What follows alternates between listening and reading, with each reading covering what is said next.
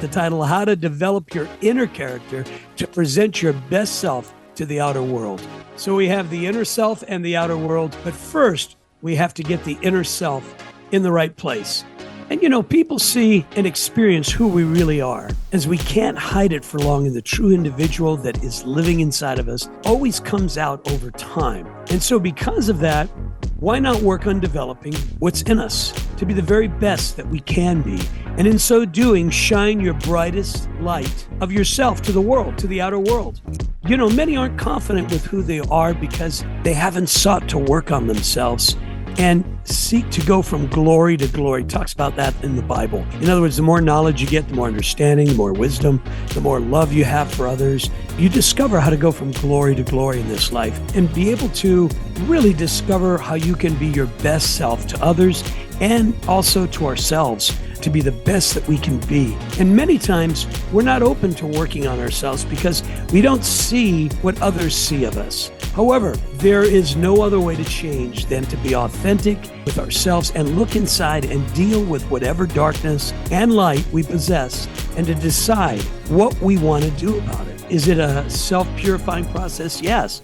When we seek to discover what it is that needs to go and leave us and what it is that needs to be developed and polished and refined, now we're going to a new dimension. The things that are just not working in our personality or in our life, we must deal with face to face and make the best decisions for ourselves and for others. Today we're talking about that, a brand new start. I want to start with a few quotes. Here's one from William Faulkner. Always dream and shoot higher than you know you can do. Do not bother just to be better than your contemporaries or your predecessors. Try to be better than yourself.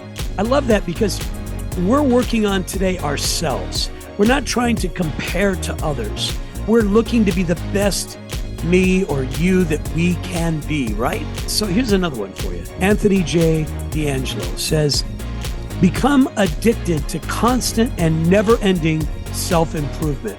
And if you think about it, that's a really great principle to activate in one's life, is constantly self-improving.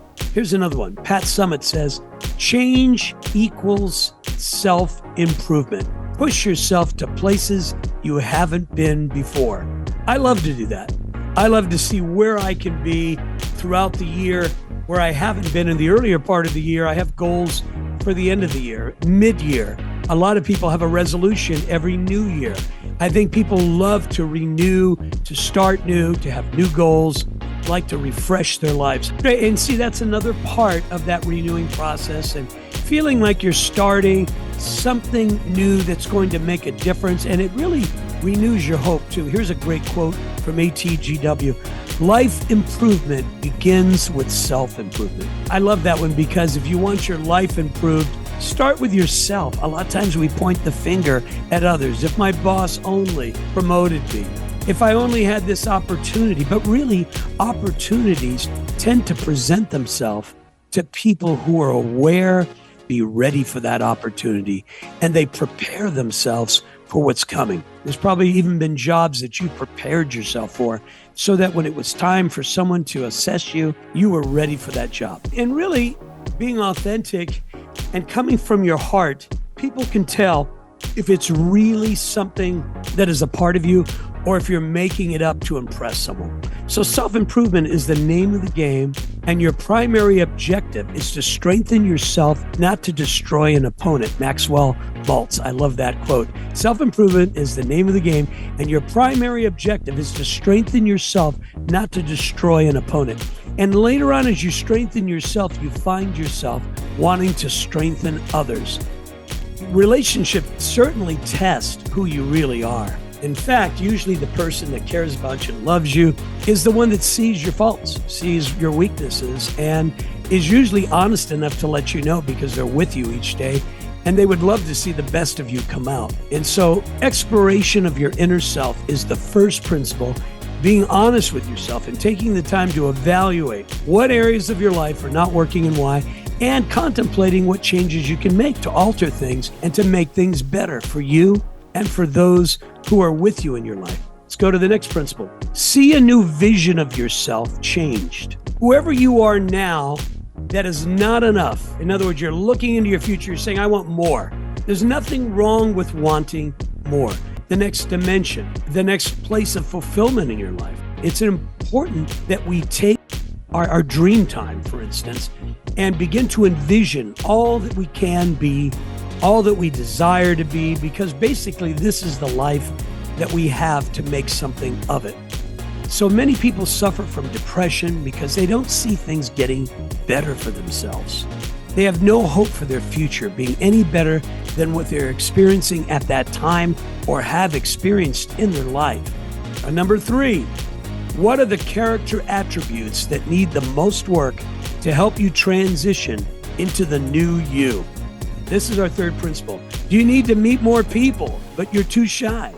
What can you do to get out there more and meet more people? Can you hang out with those who are more social to place you in better scenarios where you can be introduced to others you'd normally not meet? Who are the people in your life that could mentor you in the areas where you need that specific inner growth of character and attitude? Some people won't hang out with those who have a bad attitude or are always speaking negative about others because it gets their world down and brings them into a more depressed state. So they avoid people who are always complaining and whining about one thing or another. Let's go to the next principle. Number 4, as you transition into the new you, where is the new you going next? Begin to evaluate where you want to take the new transformed you.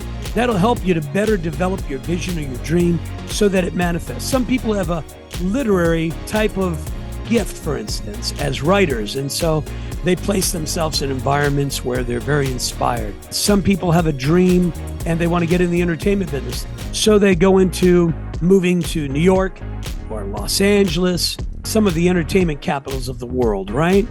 Others who want to go into high tech, maybe they go to either San Francisco Bay Area, there's India, and there's 3, Seattle, there's Zurich, Switzerland, there's Washington, D.C. These are all great places to place yourself in an environment of high tech for people who want to develop their future and see a vision for themselves. Also, number 5, let's go to the next principle. Work on these meaningful interchanges daily as you move forward in seeking to be your best self ever and live out your dreams. So what are you going to do to keep up this desire and better yourself daily? You have to place goals in front of yourself. You have to move towards them daily. You can't just pretend. You got to start making those changes. And so that daily activation of those goals is going to be so important. Ask your closest friends to support you in going after the changes that you know you need to create for that new life that you want to live. Check your words and have your friends share with you honestly if your vernacular is spectacular or if you're lacking the positive impression in speaking the way that you should, which is encouraging others, encouraging yourself. Have you worked on shaping your future with your words? Creating a new life means decreeing it, proclaiming it, and then running toward it.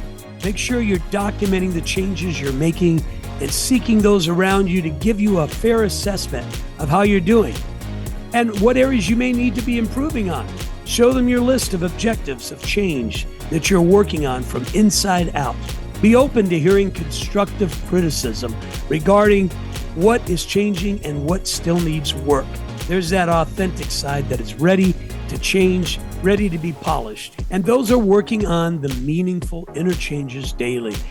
Whatever they may be, if it's putting that passion, that focus in front of you, which is super important. But remember, you can be passionate about something, but if your character is not meeting up to your passion, there's still going to be a disconnect. So that's why today we're ending with the title, How to Develop Your Inner Character to Present Your Best Self to the Outer World. Whatever it is you want to do in this world, make sure your character is up for the race and ready to go to run toward it. The Prophetic Matrix. Unlock the secret code to your destiny. It's my life story, and it plays out in 12 chapters with 12 principles on how you can fulfill your destiny. And that's on barnesandnoble.com and amazon.com. The second book, the companion book to it, The Prophetic Matrix Point of Contact, is also on amazon.com and barnesandnoble.com. I hope you read them. I'm here at Oral Roberts University Global Learning Center and excited because we have partnered in the release of the Prophetic Matrix AI Avatar Certificate course, now online at ORU One Campus.